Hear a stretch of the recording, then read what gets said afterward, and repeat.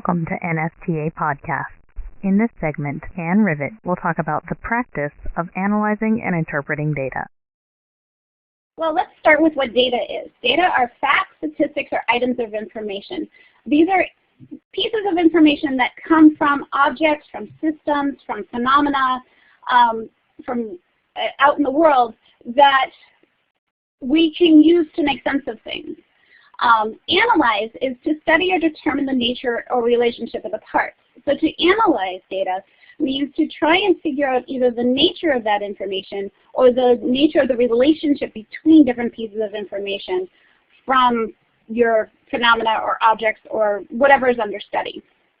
The interpretation part means to explain the meaning of, and that means of the descriptions of either the nature of the data or the relationships coming out. What do those things really mean?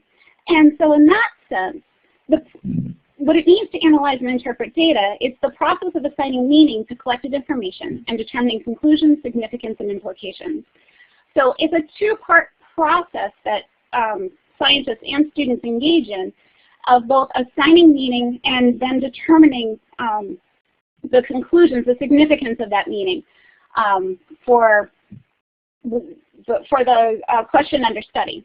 And this is really important because that nature of determining relationships and assigning meaning is a function of both the type of information that's collected, the type of data that you have, as well as the questions asked of that data.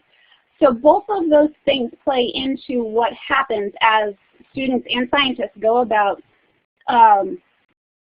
engaging in the process of analyzing and interpreting data. So when we talk about the practice of analyzing and interpreting data as put up by the framework, practices are ways of thinking about and working with science concepts to address problems and answer questions. This is more broadly, and all the different kinds of practices that we're talking about in this series are different ways of thinking about and working with science concepts to address problems and answer questions. The goal from an analyzing and interpreting data, the goal of science is to connect information in the form of data to some sort of claim or explanation. But in the process of doing so, you can't just take information and tie it to an explanation. It needs to be put in a form where the meaning of the data can be recognized and extracted. And this is what we mean when we talk about the practice of analyzing and interpreting data, is taking it and connecting this information that comes from some sort of phenomena or object and connecting it to some sort of evidence that can be used to support a claim or to argue a point. The guiding questions that students should be thinking about as they engage in this practice is, what does the data that we collect really mean? And how does the data help me answer questions? And in thinking about that, the data become more than just pieces of information, but they move towards having meaning that can then be used as evidence.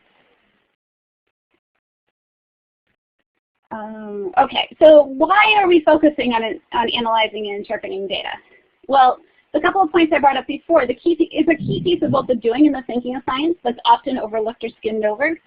When you talk about students doing experiments or investigations, they collect the data and they come up with a conclusion. This is not an area that typically has been paid a lot of attention and really needs to be, because it is very complex.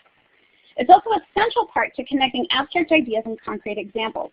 It's a way that the big ideas in science, those cross-cutting themes, become specific within phenomena and tangible experiences that students have.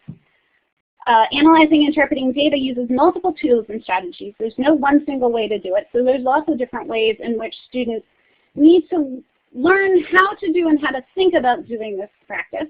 It engages a wide range of thinking and reasoning skills as well, both quantitative and mathematical, as well as more qualitative and holistic. And it has particular importance for engineering in that the iterative cycles that engineers involved with are not just trial and error trying to get it right, but those cycles are about figuring out how their design worked in a particular way and why it worked in that way, so they can use that information to inform the next cycle. So this process of analyzing and interpreting data has lots of different central roles in the ways that both science and engineering make progress and move forward. So how does this relate to the practices that are described in the framework? It's one of the 8 sets of practices that Ted laid out at the beginning. And in a lot of senses, analyzing and interpreting data, it's the process of connecting information gathered in investigations to the explanations, models, and arguments through the transformation of data into evidence. And so if the obtaining evidence is the central purpose that underlies why you'd want to engage in analyzing and interpreting data, in that sense it's connected to all the other practices. And I'm about to describe how. So first, it's connected to planning and carrying out investigation, because that's where the data comes from. It's also tied very directly to how the question is asked and the problem is defined, because that guides the that informs how what tools and strategies will be used to interpret the data. In the same sense, the data then goes back to inform the question and possibly inform posing new questions as well that could be investigated. The practice is informed by the models of the practice of developing and using models. Those conceptual models go to inform the process by which data is analyzed and interpreted, and the outcomes of this process can go back and inform what models are, possibly the modification of models or the increased sophistication of models. The practice makes strong use of the practice of mathematics and computational thinking. The two go hand in hand in a lot of senses. And it's key in informing the explanations for different phenomena and the solutions for different designs. It is also key in informing the evidence that is used as students engage in argumentation.